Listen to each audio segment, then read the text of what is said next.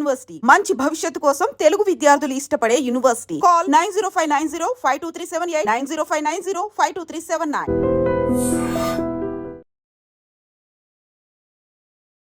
నమస్కారం, welcome to I dream. ధర్మ మార్గం విత్ విజిత కార్యక్రమానికి స్వాగతం.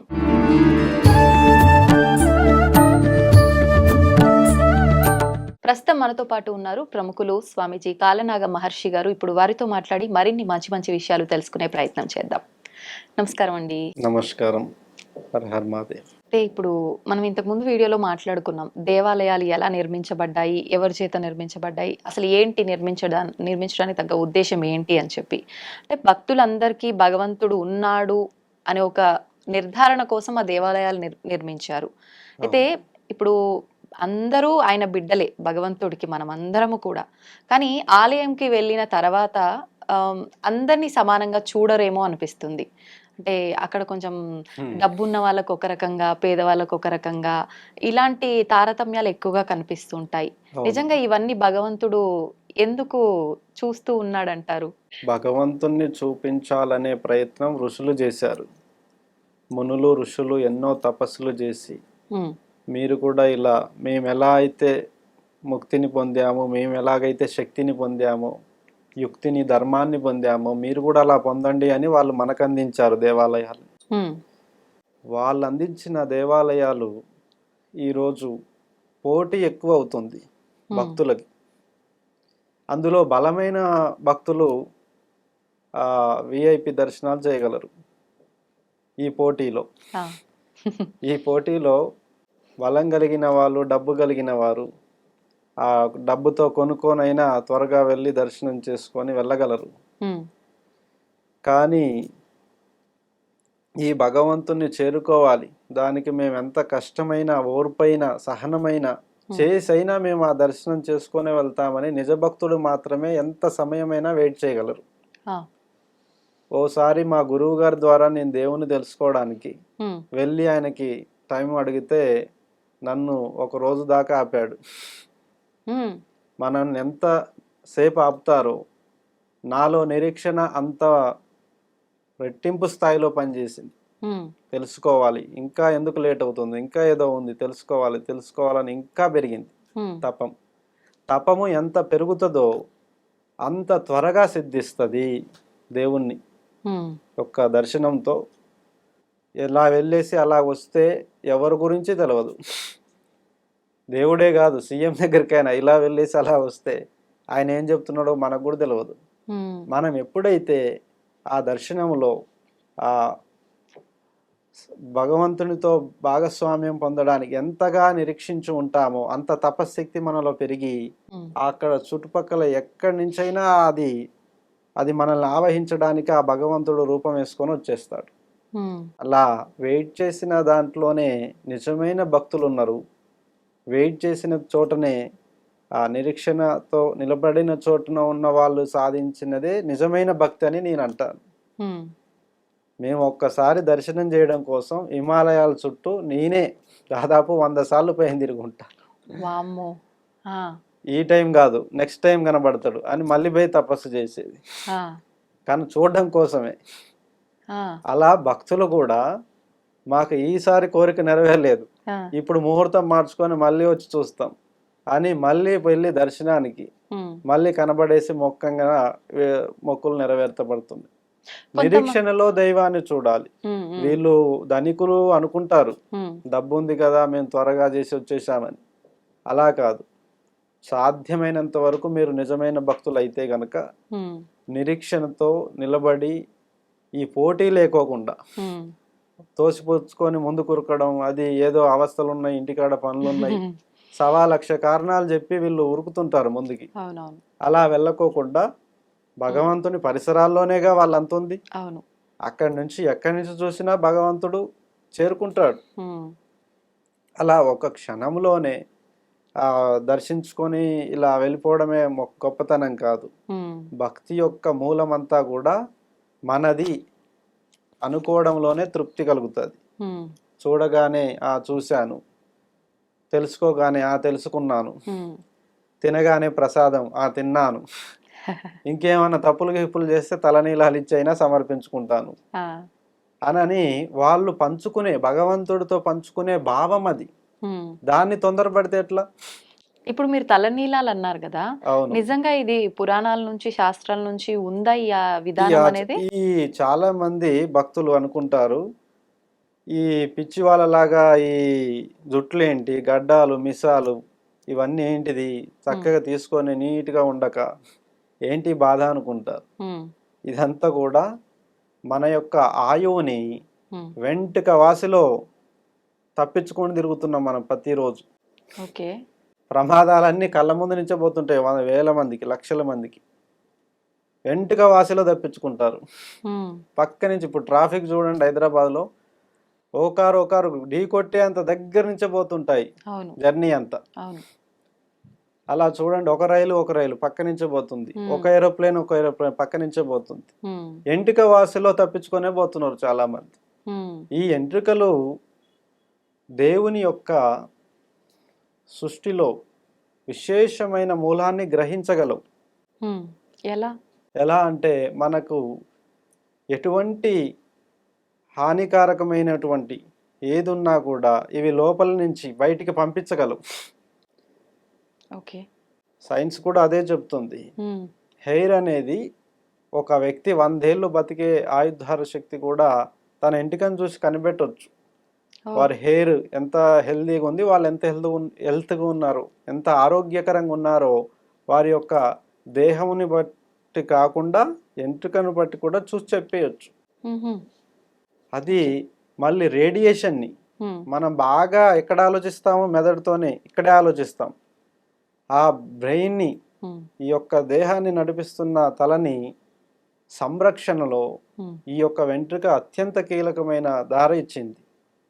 ఇది భగవంతుడే ఈ వెంట్రుకని మనకి వరంగా ఉమ్. ఇవ్వడం వల్ల మనం అది మోస్తున్నాం. ఋషులు మునులు తలనీలాలు ఇవ్వరు. ఉమ్. ఎందుకంటే వెంట్రుకలను ఎంత మనం మోస్తామో అంత మనకే వరంగా మారుతుంది. ఓకే.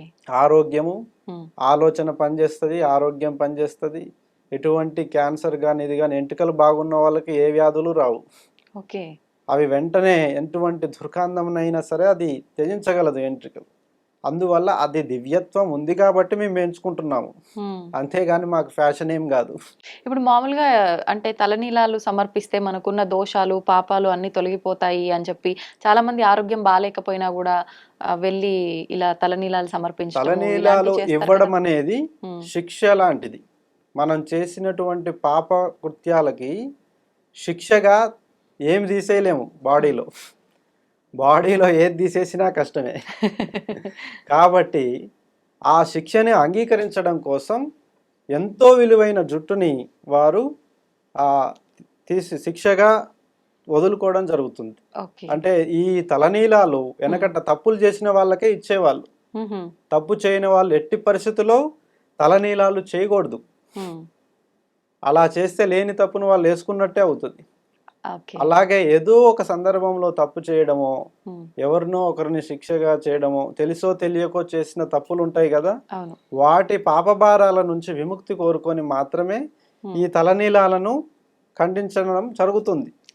అంతేగాని నిజమైన భక్తి ఆచరణలో తలనీలాలు పెంచుకున్నవాడే ఋషి అవుతాడు. తలనీలాలు ఇవ్వకుండా పెంచుకున్నవాడు, ఎంట్రుకలను పెంచుకున్నవాడే ఋషి అవుతాడు. ఋషి అయిన వాడే లోకోత్తర్మ పాలన చేయగలుగుతాడు. ఇప్పుడు మనం మానవులుగా ఉన్నాము. మానవుల్లో సంపూర్ణమైన వాడు ఋషి. సంపూర్ణ మానవతా జన్మను గ్రహించిన వాడు ఋషి. అంటే చిన్న, మధ్య వయసు, ముసలివారు, ఇలా మానవ జన్మ సంపూర్ణ గతిని తెలిసిన వాళ్ళు ఋషిగా పిలువబడతారు. అంటే వారికి మానవత జీవితంలోని ఆ మొదలు క్షణం నుండి చివరి క్షణం వరకు అన్ని విలువలను తెలుసుకొని పాటించి నడిపే వాళ్ళని మాత్రమే ఋషులు అని పిలుస్తారు. ఇప్పుడు అంతగా తెలుసుకునే వాళ్ళు ఏం లేరు. అంటే అది వయసుతో సంబంధమా, అనుభవంతో సంబంధమా? అది గ్రహించుటలో సంబంధం. గ్రహించుటలో ఇప్పుడు మీరు నా పట్ల రెస్పాండ్ అవుతున్నారు, నేను మీ పట్ల రెస్పాండ్ అవుతున్నా. ఇది నిజమైన మానవాళి యొక్క అనుబంధ చర్య.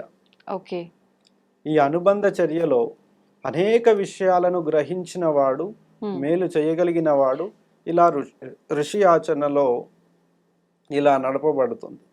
ఇప్పుడు బంధాలు అనుబంధాలు అన్నారు.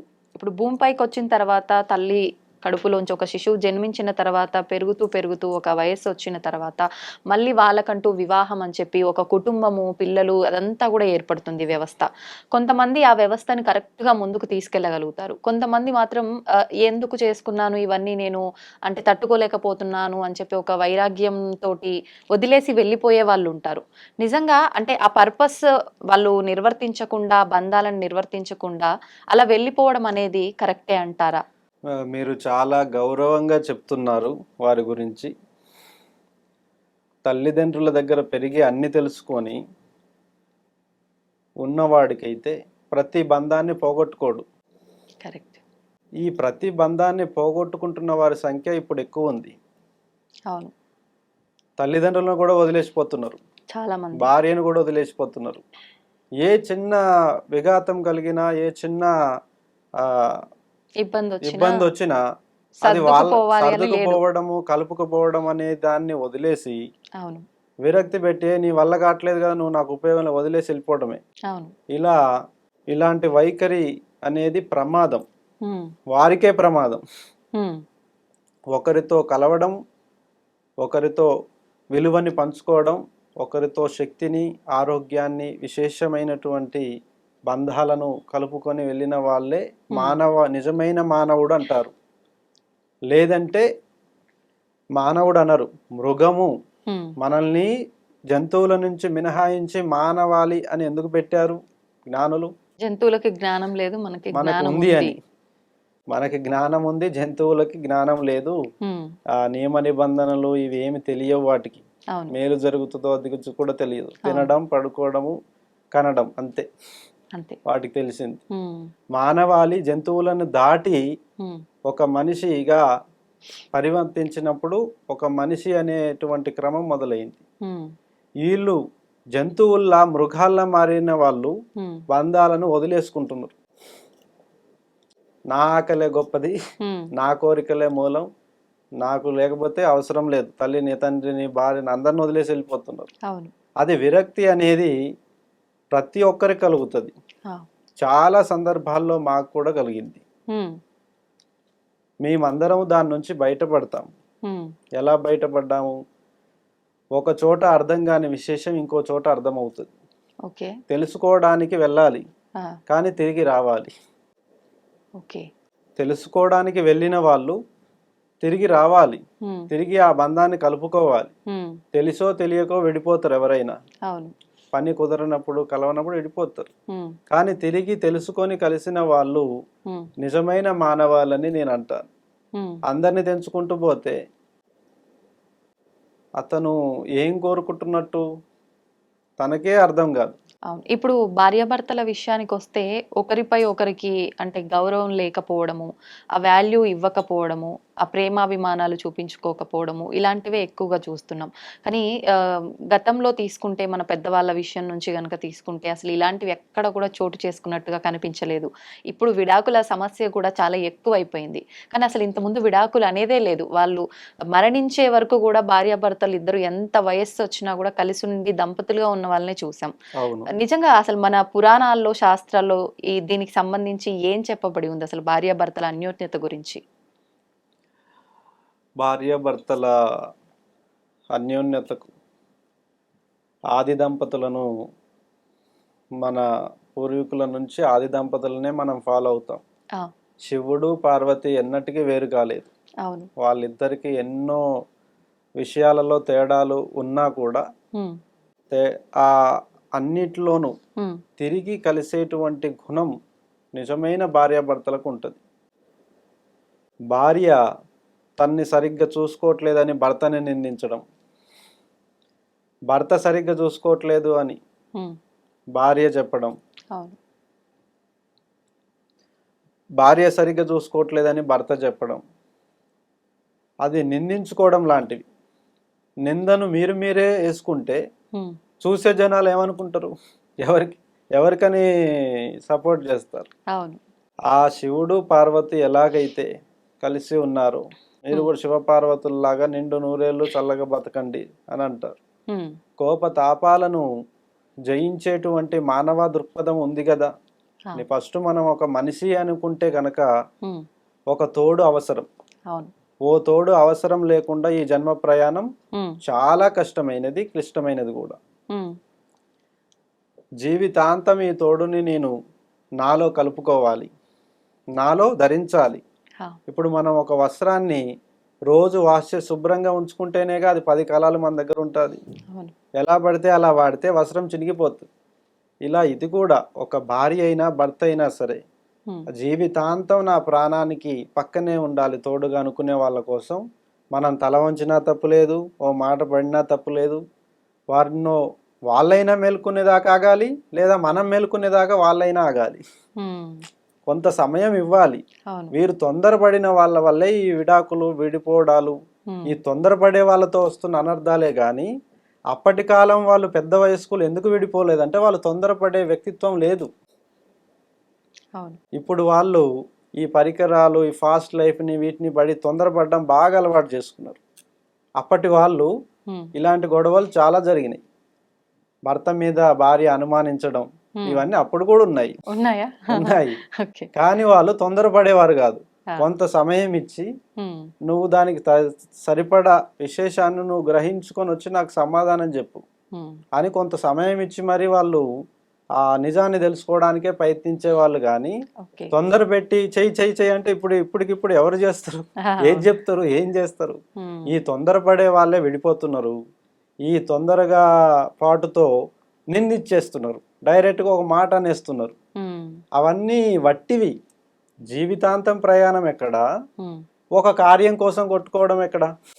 కరెక్ట్. నువ్వు చేసుకునే ముందే అది ఎంచుకోవాలి. ఉమ్, నాకు సరైన వ్యక్తి ఇతనే అని ఎంచుకునే ముందే ఉండాలి ఇదంతా. అవును.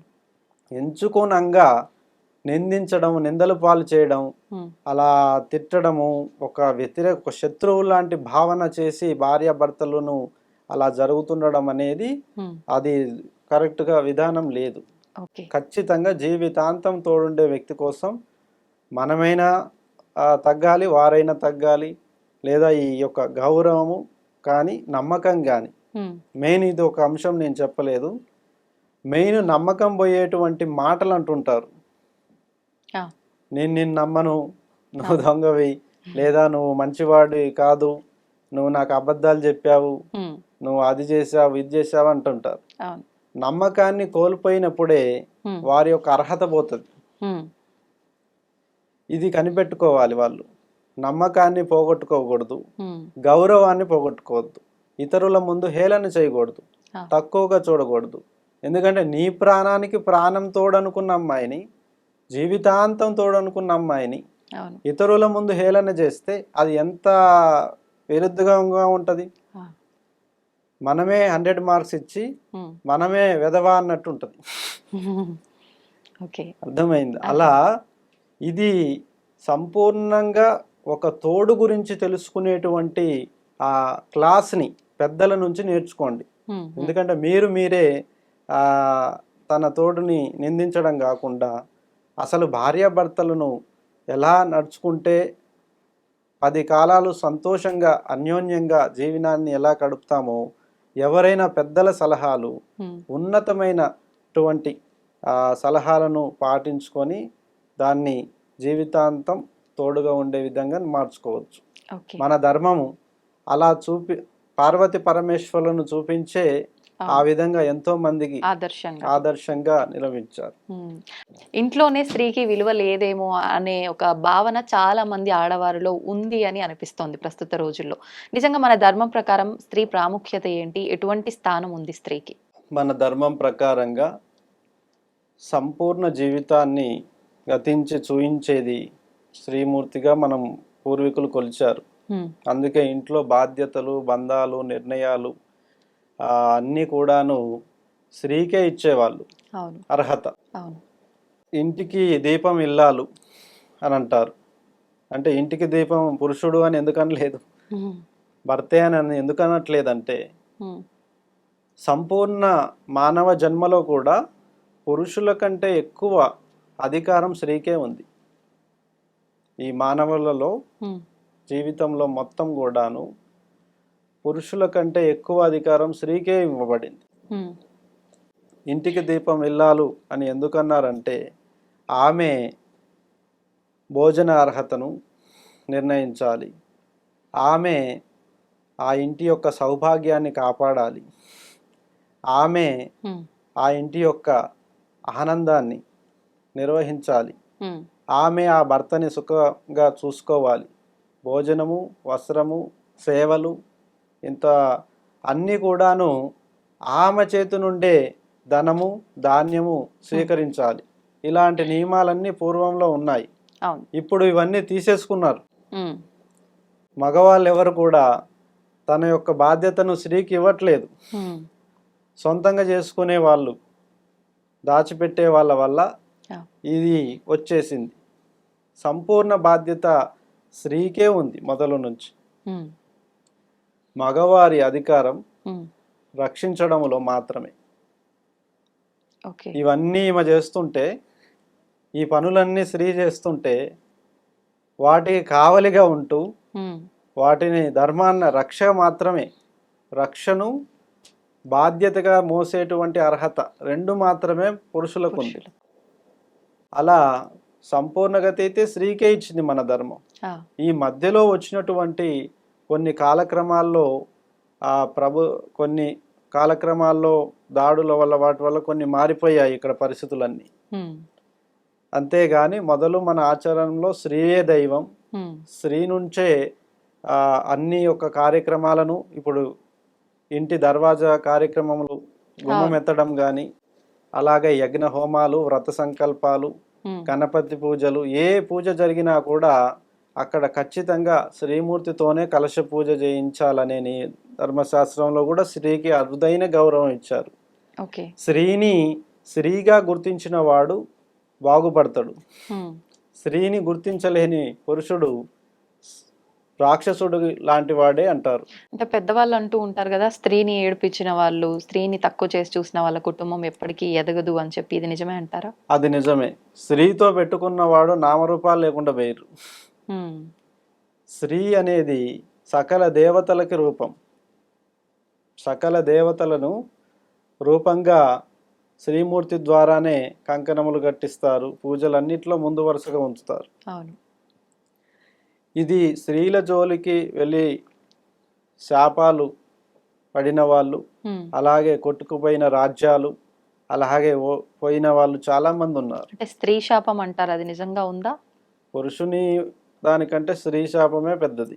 ఉమ్, పురుషునిది ఏముందమ్మా, వాళ్ళు పూర్తిగా రక్షణ చేయడం బాధ్యత. ఉమ్, పనుల నుంచి, కర్మల నుంచి పురుషులు ఉంటారు ఉమ్, అధికంగా. కానీ వాటన్నిటినీ సంతోషంగా ఇంటిని, వాళ్ళని అందరినీ కాపాడుకునేది స్త్రీయే. స్త్రీ పడే ఆరాటం ఏది బయటికి కనబడదు. ఆ, పురుషుడు బయటే ఉంటాడు కాబట్టి పురుషుడు ఏడ గాలికి తిరిగి వచ్చినా పెద్ద పని చేసుకొని వచ్చినట్టే కనిపిస్తారు. కానీ స్త్రీ పడే ప్రయత్నము కనబడక బయట వాళ్ళకి, పురుషులు బయట తిరుగుతున్న పురుషులదే ఆధిక్యత ఎక్కువ అని చెప్పుకుంటారు. కానీ ఇప్పటికీ అన్ని ఇండ్లల్లో కూడా స్త్రీదే ఆధిక్యత ఉంది. ఉమ్, స్త్రీకే ఆధిక్యత ఉంది. ఎక్కడ కూడా స్త్రీకి గౌరవం తగ్గట్లేదు, పెరుగుతుంది. ఇంకా రానున్న కాలంలో కూడా స్త్రీలదే ఆధిక్యత ఎక్కువగా ఉంటుంది. ఉమ్. అయితే పెద్దవాళ్ళు చెప్తూ ఉంటారు, అసత్యాలు మాట్లాడకూడదు, ఎప్పుడు సత్యమే మాట్లాడాలి అని. అంటే అసత్యం అంటే అబద్ధాలు ఆడకూడదు, ఎప్పుడు మనం నిజంగా నిజాయితీగా మాట్లాడాలి, నిజాయితీగా ఉండాలి అని. అవును. కానీ ఒక వివాహ విషయానికి వస్తే మాత్రం 100 అబద్ధాలైనా ఆడైనా సరే ఒక పెళ్లి చెయ్యాలి అని. ఎందుకని ఈ విధానాన్ని ఎలా అనుకోవాలి, మనం ఎలా తీసుకోవాలంటారు? వాస్తవానికి వివాహం అనేది పెద్దలు చేసే పెళ్లి కాదు. ఉమ్, వాస్తవానికి అలాగంటే సీతారామచంద్రులు మనకి ఎంతో ఉమ్, ఆదర్శమైనటువంటి దంపతులు. అవును. శ్రీరామమూర్తి కానీ సీతాదేవి కానీ. ఆ, అమ్మాయి తరపున మాత్రమే తండ్రికి అర్హత ఉంటుంది, ఉమ్, అబ్బాయి తరపున తండ్రికి అర్హత ఉండదు. ఆ, శ్రీరాముడు విద్య నేర్చుకోవడానికి తన గురువు విశ్వామిత్రుని వెంట వెళ్ళడంతో ఉమ్, ఆ దారిలోనే అక్కడ వివాహ పరిచయం జరుగుతుంది. ఉమ్, స్వయంవరం పెట్టారు. ఉమ్, అంటే వివాహ అర్హత ఎవరు వెతుక్కోవాలి? ఉమ్. వాళ్ళే చూస్ చేసుకోవాలి. అమ్మాయే వెతుక్కోవాలి. ఉమ్, ఉమ్, అమ్మాయే తన తోడుని వెతుక్కోవాలి. ఉమ్, అలా స్వయంవరంలో తన తండ్రి ఎదుటగా, ఉమ్. ఎందుకంటే తండ్రి నుంచి విడిపోతుంది కాబట్టి తండ్రి అమ్మాయి ఆ, తండ్రి సమక్షంలో స్వయంవరం ఏర్పాటు చేస్తారు. ఉమ్, అలాగే అక్కడికి వెళ్ళినటువంటి శ్రీరామచంద్రుడు ఉమ్, అక్కడికి వెళ్ళి పాల్గొని ఆమెను మెప్పించడం జరిగింది. ఆ, ఇక్కడ వరుడు స్వయంగా మెప్పించగలిగే వరకే, ఆ, కానీ పూర్తి నిర్ణయం అమ్మాయే ఆమె తీసుకుంది. పైనే. ఆ, అమ్మాయి స్త్రీ ఎంచుకుంటేనే అది వివాహం, ఉమ్, పురుషుడు ఎంచుకుంటే అది వివాహం కాదు. ఓకే. ఆ నియమం దేవతల కాలం నుంచి ఉంది. మరి ఇప్పుడు అలా లేదు ఎందుకని? అప్పుడు స్వయంవరంలో కూడా తాలిబొట్టు కట్టడం ఉండదు. ఉమ్, పూలమాల, ఓకే. వరమాల. విధికి సాక్షాత్కరంగా ఆ యొక్క పూలమాలను, ఉమ్, పుష్పమాలను ఎవరి మెడలైతే వేస్తారో వారే భర్త. ఉమ్. విధి వరించిన వాడు వరుడు.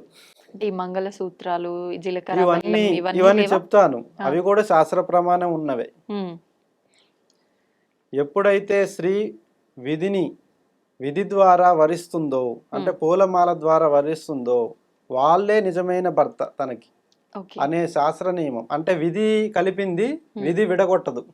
ఆహా.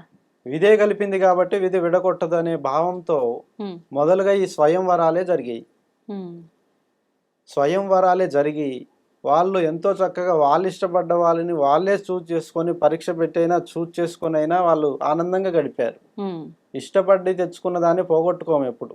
ఆ, ఇప్పుడు ఇష్టం లేకుండా తెచ్చుకున్నవి వెళ్ళిపోతున్నాయి, అవును. మధ్యలోనే వెళ్ళిపోతున్నాయి అవి. ఇలా 10 మంది దూరి చేసే పెళ్ళిని పెళ్ళే కాదంట నేను. ఆహా.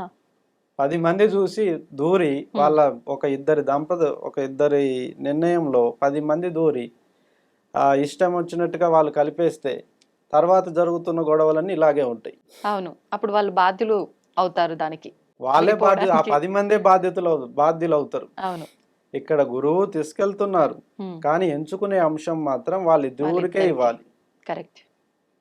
అయితే స్వయంవరంలో పూలమాల విధి వరించిన వరుణ్ణి ఆమె తీసుకుంటారు. ఉమ్, తదుపరి విధి అనేది ఉమ్, ఒక గుర్తుగా, ఆ అబ్బాయి గుర్తుగా ఏదైనా విలువైన వాటిని ఆ అమ్మాయికి ఇవ్వాలి. ఆ, అప్పుడు తాళి వచ్చింది. ఆహాహా. అమ్మాయి ఇచ్చేది పుష్పమాల. స్వయంవరంలో ఇరువురు చేసుకున్నారు. అయితే ఆమె నా భార్య అనే అర్హత పొందడం కోసం ఈ అబ్బాయే తన కష్టార్జితంలో ఉన్నటువంటి ఏదో ఒక విలువైన ఆభరణాన్ని కానీ అది కానీ తనకు వేయడం జరిగింది. ఉమ్, ఆ ఆభరణాన్ని వేయాలంటే తాడు కావాలి కదా. అవును. అవును కదా. అలా విలువైనటువంటి ఒక బంగారు ముక్కకి దేవతను ముద్ర పెట్టి, ఉమ్, వాళ్ళకి ఏదైతే వాళ్ళ కులాచారము వాళ్ళ వంశాచారం ఉంటాయో ఉమ్, ఆ ఆచారంలో ముద్రని బంగారం పైన ముద్రించి దాన్ని 3 ముళ్ళు వేశారు. ఆ, ఎందుకంటే 2 ముళ్ళు వేస్తే విడిపోతుంది. ఒక 3 వేసినా విడిపోద్ది, 2 ముళ్ళు వేసినా విడిపోద్ది. 3 ముళ్ళు వేస్తేనే అది విడిపోకుండా బలంగా ఉంటుంది. ఉమ్, అట్లా విధి ధర్మాన్ని కూడా వాళ్ళు పాటించి ఆ యొక్క తాళి అనే నిబంధన రావడం జరిగింది. ఉమ్, విలువైనటువంటి ఆ దాంపత్య జీవితం వారు ఎంచుకున్న వారిలో ఉంటుంది. కానీ ఉమ్, 10 మంది అబద్ధాలాడో మంచి చెప్పో చెడు చెప్పో చేసిన పెళ్ళిళ్ళు భరించలేనంత బాధతో అట్లే చేస్తున్న వాళ్ళు కూడా ఉన్నారు. ఉన్నారు. ఉమ్, ఇప్పుడు మేమైనా అంతే, ఎవరైనా అంతే. ఉమ్, స్వయంగా ఎంచుకున్నటువంటి ఆ విధానంలోనే పెళ్లి జరగాలి. ఉమ్. స్త్రీ పురుషులకి అంటే పెద్దవాళ్ళు చూపించిన దాంట్లోనే వాళ్ళకు నచ్చిందా నచ్చలేదా అనే నిర్ణయం వాళ్ళు తీసుకోవాలి. వాళ్ళు ఎవరైనా చూపించాలి, ఉమ్. కానీ చేసుకునేలా ఒత్తిడి చేయకూడదు. ఇప్పుడు మళ్ళీ ఎవరికి నచ్చింది వాళ్ళు ఇరువురికి ఇష్టం ఉండాలి అని అంటే ప్రేమ వివాహాలు ఎక్కువైపోతున్నాయి కదా. ప్రేమ అంటే అది నాకు ప్రేమ ఉంది అని అతను వెంట పడతాడు అమ్మాయి వెంట, కానీ ఆ అమ్మాయికి కనిపించాలి కదా. తను చెప్తే సరిపోదు. ప్రేమ అనేది అందరూ చూపించగలరు. అమ్మ నాన్న చూపించగలరు, స్నేహితులు చూపించగలరు, మన అభిమానులు చూపించగలరు. ఉమ్, ప్రేమని ప్రతి ఒక్కరు చూపించగలరు. దాన్ని చెప్పి పెళ్లి చేయకూడదు. ఉమ్, ప్రేమని చెప్పి పెళ్లి చేయకూడదు ఎప్పుడు. జీవితాంతం మోసే అర్హతని నువ్వు అతనిలో చూసావా లేదా అని అడగాలి. నిజం. ప్రేమ అంటే అందరు చూపిస్తారు. అందరు చూపించే ప్రేమ వేరు. తను ఎంచుకునే వ్యక్తి చూపించాల్సింది ప్రేమ కాదు, ప్రాణాన్ని చూపించాలి. అవును. ప్రాణంతో లయమైనటువంటి నియమ నిబంధనలు ఉండాలి. ఒత్తిడి చేసి ప్రేమిస్తున్నా అని మీద పడకూడదు. ఉమ్, అదేలా కలుగుతుంది నమ్మకం?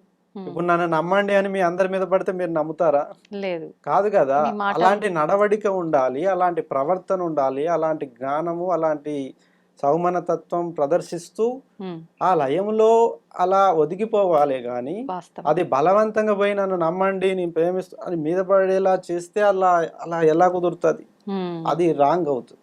అవును. అందుకే ప్రేమ అనేది ఈ విధంగా నేను చెప్పగలుగుతున్నా. ఉమ్.